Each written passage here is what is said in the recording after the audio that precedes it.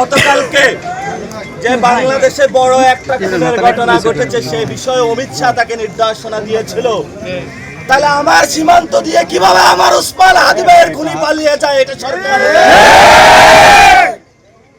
সরকার এখন আছে। উসমান হাদি ভাইকে কে খুন করেছে আমরা এটা জানতে চাই। আমরা হলো কাদা ছোড়াছুড়ি চাই না।